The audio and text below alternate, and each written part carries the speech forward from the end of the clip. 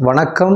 வருகின்ற TNPSC group 1, group 2, group 4 மற்றும் SI எக்ஸாமை ஃபோக்கஸ் பண்ணி மிக முக்கியமான கேள்விகளை கொஷின் அண்ட் ஆன்சர் அந்த ஃபார்மேட்டில் பார்த்துட்டு வரோம். ஸோ அந்த வகையில் இன்றைக்கி வந்து தமிழ்நாடு அட்மினிஸ்ட்ரேஷன், அந்த தமிழ்நாட்டில் இருக்கிற பண்டைய கால அந்த நிர்வாகம் குறித்த மிக முக்கியமான கேள்விகளை நம்ம பார்க்க போகிறோம். ஸோ டிஎன்பிஎஸ்சியில் பலமுறை கேட்ட கேள்விகள் மற்றும் கேட்க வாய்ப்புள்ள மிக முக்கியமான கேள்விகளை மிக விளக்கமாக இன்றைக்கி நம்ம டிஸ்கஸ் பண்ண போகிறோம்.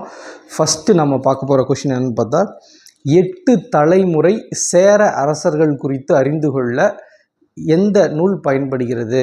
எந்த நூலின் வழியாக 8 தலைமுறை சேர அரசர்கள் குறித்து அறிந்து கொள்ள முடிகிறது அப்படின்னு சொல்லி கேள்வி கேட்டால், சங்க இலக்கியங்கள் 8 தொகை 10 பாட்டு, இது 11 மேல் கணக்கு என்று அழைக்கப்படும். இதில் 8 தொகையில் 8 நூல்கள் உள்ளன. நற்றிணை, குறுந்தொகை, ஐங்குறுநூறு, பதிற்று 10, பரிபாடல், கலித்தொகை, அகநானூறு, புறநானூறு அப்படின்னு ஒரு 8 நூல்கள் இருக்குது. இந்த 8 நூல்களில் 2 நூல்கள் புறப்பொருள் சார்ந்த நூல்கள். புறநானூறும் பதிற்று 10ம் புறப்பொருள் சார்ந்த நூல்கள். இந்த பதிற்று 10ல் 10 10 என்று 100 பாடல்கள் அமைந்துள்ளன. 10 10 என்று 100 பாடல்கள் அமைந்துள்ளன. 10 அதிகாரம் உள்ளது. அதிகாரத்திற்கு 10 பாடல் என்று 100 பாடல் அமைந்துள்ளது பதிற்று 10ல். இது ஒரு புறப்பொருள் நூல். இந்த பதிற்று 10ல் முதல் 10ம் கடைசி 10ம் நமக்கு கிடைக்கவில்லை. ஸோ 80 பாடல்கள் கிடைத்துள்ளன. இந்த பதிற்று 10 நூல் தான் சேர அரசர்கள் 8 தலைமுறை அரசர்களின் வரலாற்றை கூறுகிறது. ஸோ மிக முக்கியமான ஒரு கேள்வி. சேர அரசர்கள் 8 தலைமுறை அரசர்களின் வரலாற்றை கூறும் நூல் எதுன்னு கேட்டால் இந்த பதிற்று 10.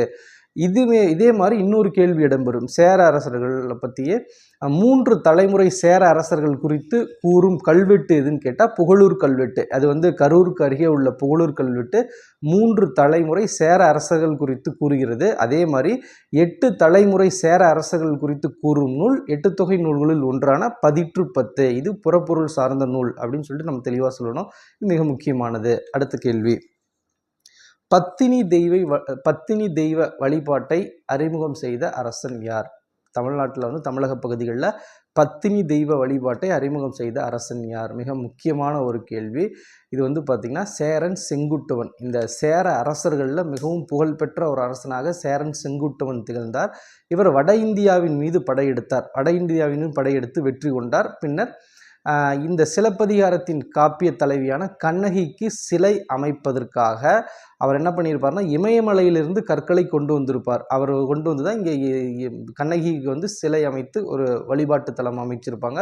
அதனால் அதன் வழியாக பத்தினி தெய்வ வழிபாட்டை ஏற்படுத்தியவர் சேரன் செங்குட்டுவன். சேரன் செங்குட்டுவன் யார் அப்படின்னு கேட்கும்போது, இமயவரம்பன் நெடுஞ்சேரலாதன் சோழன் மகள் நற்சோனை இருவருக்கும் மூத்த மகனாக பிறந்தவர் சேரன் செங்குட்டுவன். இவரோட தம்பி தான் இளங்கோவடிகள். சிலப்பதிகார காப்பியத்தை எழுதியவர் இளங்கோவடிகள். இந்த இளங்கோவடிகளோட அண்ணன் தான் யாருன்னு கேட்கும்போது சேரன் செங்குட்டுவன். இவரோட பெற்றோர் இமயவரம்பன் நெடுஞ்சேரலாதன் சோழன் மகள் நற்சோனை. தந்தை சேர மரபை சார்ந்தவர், தாய் சோழ மரபை சார்ந்தவர். இவர் தான் இந்த சேரன் செங்குட்டுவன் தான் இமயமலையிலிருந்து கற்களை கொண்டு சிலப்பதிகார கண்ணகிக்கு கோவில் எழுப்புவார். அதனுடைய பத்தினி தெய்வ வழிபாட்டை ஏற்படுத்துவார். அடுத்த கேள்வி,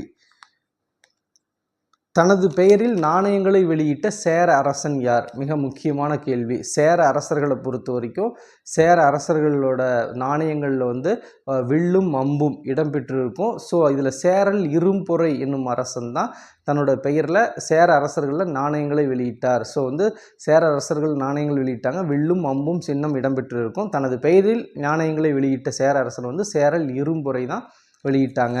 அடுத்த கேள்வி, சங்க காலத்தில் சேரர்கள் ஆட்சி செய்த பகுதி எது? ஸோ சங்க காலத்தில் தமிழகத்தில் சேரர்கள் ஆட்சி செய்த பகுதி, ஏன்னா மூவேந்தர்களில் முதன்மையானவர்கள் சேரர்கள். சேர சோழ பாண்டியர்கள் சங்க காலத்தில் தமிழகத்தை ஆட்சி செய்தனர். அதில் முதன்மையானவர்கள் சேரர்கள். இந்த சேரர்கள் தமிழ்நாட்டின் எந்தெந்த பகுதிகளெலாம் ஆட்சி செஞ்சாங்க அப்படின்னு கேட்கும்போது, தற்போதைய கொங்கு மண்டலம், கொச்சி, தெற்கு மலபார் மற்றும் மத்திய மற்றும் வடக்கு திருவிதாங்கூர், இந்த பகுதிகள் எல்லாமே சங்க காலத்தில் சேர அரசர்கள் ஆட்சி செய்தனர். மத்திய மற்றும் வடக்கு திருவிதாங்கூர், தெற்கு மலபார், கொச்சி, கொங்கு மண்டலம், இந்த பகுதிகள் எல்லாமே சேரர்கள் சங்க காலத்தில் ஆட்சி செய்தார்கள். அடுத்த கேள்வி, வெண்ணி பரந்தலை போரில் வெற்றி கொண்ட அரசன். வெண்ணி பரந்தலை போரில் வெற்றி கொண்ட அரசன். மிக முக்கியமான கேள்வி. வெண்ணி பரந்தலை போர் முதல்ல யாருக்கும் இடையிலே நடைபெற்றது? சங்ககால சோழ அரசர்களில் மிகவும் புகழ்பெற்ற அரசன் கரிகால் பெருவளவன், கரிகால அரசன், சோழன் கரிகாலன். அவருக்கும் அவரை எதிர்த்த சேர, பாண்டிய மற்றும் 11 வேளிர் கூட்டுப்படையை தஞ்சாவூருக்கு அருகில் உள்ள வெண்ணி அப்படிங்கிற ஒரு இடத்துல கரிகால சோழன் அவர்கள் தோற்கடித்தார். அதனால தான் வெண்ணி பரந்தலை போரில் கரிகால சோழன் வெற்றி கொண்டார். அந்த 11 வேளிர்கள் என்பது குறுநில அரசை குறிக்கும். ஸோ சேர அரசர்களும் பாண்டிய அரசர்களும் இணைந்து சங்ககால சோழ அரசன் கரிகால சோழனை எதிர்த்தார்கள். அவர்களுக்கு துணையாக யார் நின்றாங்கன்னா 11 குறுநில மன்னர்கள், 11 வேளிர்கள் துணையாக நின்றாங்க. இந்த ஒரு கூட்டுப்படையை தஞ்சாவூருக்கு அருகில் உள்ள வெண்ணி அப்படிங்கிற இடத்துல கரிகால வளவன் தோற்கடித்தார். அதாவது வெண்ணி பரந்தலை போரில் வெற்றி கொண்ட இடத்துல அரசன் கரிகால சோழன் சொல்லுவாங்க. இந்த கரிகால சோழன் தான் மிகவும் புகழ்பெற்ற கல்லணையை கட்டினார். காவிரியின் குறுக்கே வேளாண்மையை மேம்படுத்துவதற்காக காவிரியின் குறுக்கே கல்லணையை கட்டினார். மற்றும் இவரோட காலத்தில் பார்த்திங்கன்னா இந்த கட்டப்பட்ட கல்லணையானது அப்போ கட்டப்பட்ட காலத்திலேயே அந்த கல்லணையின் வழியாக 69,000 ஏக்கர் விவசாயம் நிலங்கள் ஏக்கர் பாசன வசதி பெற்றதாகவும் குறிப்பிடப்படுகின்றது. இவரோட காலத்தில் பார்த்திங்கன்னா சோழர்களின் துறைமுக நகரமான புகார் நகரம் மிகவும் புகழ்பெற்று விளங்கியது.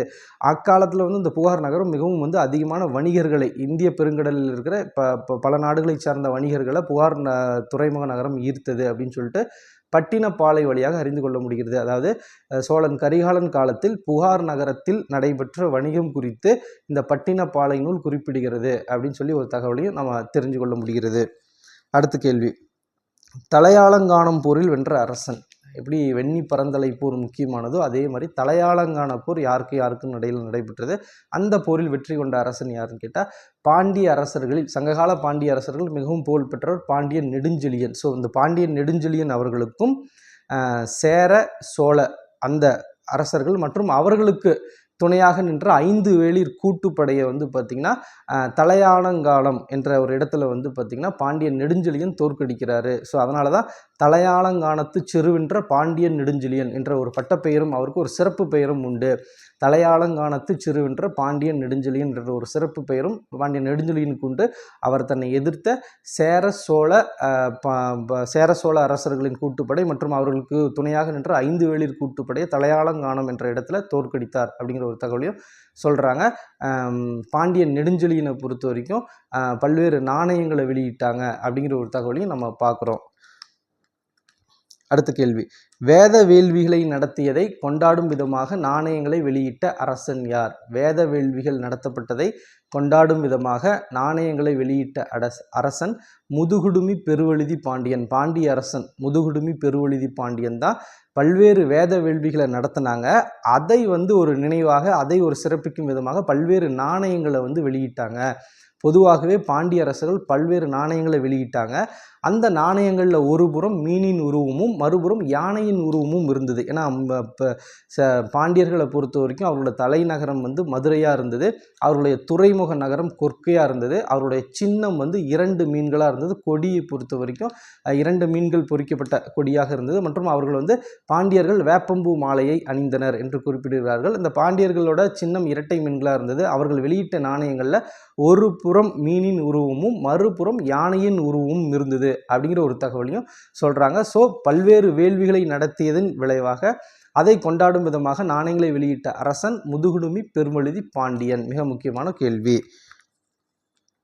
அடுத்த கேள்வி, சோழ அரசர்கள் சூட்டி கொண்ட பட்டங்கள். சோழ அரசர்கள் என்ன மாதிரியான பட்டங்களை சூட்டி கொண்டாங்க? மிக முக்கியமானது சென்னி, செம்பி, கிள்ளி, வளவன். சென்னி, செம்பியன், கிள்ளி, வளவன் இந்த மாதிரியான பட்டங்களை சோழ அரசர்கள் சூட்டி கொண்டாங்க. ஏன்னா பார்த்திங்கன்னா இப்போ சோழ அரசர்கள் யாரெல்லாம் இருக்காங்க அவங்களுக்கு பின்னாடி பார்த்திங்கன்னா இந்த மாதிரியான ஒரு அடைமொழி முடிஞ்சிருக்கும். சென்னி, செம்பியன், கிள்ளி, வளவன், இந்த மாதிரியான கரிகால் வளவன், அப்போ இந்த மாதிரி முடிஞ்சிருக்கும். ஸோ அதே மாதிரி சேர அரசர்கள் என்ன மாதிரி பெயர்களை சூட்டி கொண்டாங்க தன்னோட பெயர்களுக்கு பின்னாடி அப்படிங்கும்போது ஆதவன், குட்டுவன், வானவன், இரும்புரை போன்ற பெயர்களை சூட்டி கொண்டாங்க.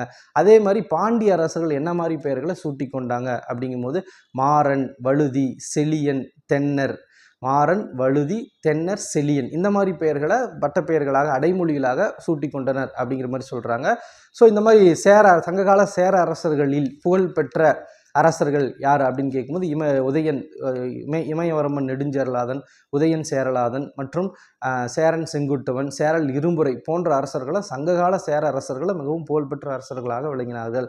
இதே பாண்டிய அரசர்களில் புகழ்பெற்ற அரசர்கள் வந்து நெடியன், நன்மாறன் மற்றும் பாண்டியன் நெடுஞ்செழியன், முதுகுடுமி பெருவழுதி பாண்டியன் இவங்களெல்லாம் புகழ்பெற்ற சங்ககால பாண்டிய மன்னர்களாக திகழ்ந்தனர். சேர அரசர்களில் புகழ்பெற்றவர்கள் வந்து இளஞ்சேட் சென்னி, சேரன் செங்குட்டுவன், இந்த மாதிரியான அரசர்கள் சங்க காலத்தில் புகழ்பெற்று விளங்கினார்கள். ஸோ நம்ம இந்த பார்த்த கேள்விகள்லாம் மிக முக்கியமானது. இதை இவ்வளவு பாயிண்ட்ஸோடு படிக்கும்போது, ஒரு கேள்வி சொல்லும்போது இவ்வளவு பாயிண்ட்ஸ் நமக்கு ஞாபகம் வரணும். இது எல்லாமே கண்டிப்பாக வர எக்ஸாமுக்கு கண்டிப்பாக உங்களுக்கு யூஸ் ஆகும். தேங்க்யூ.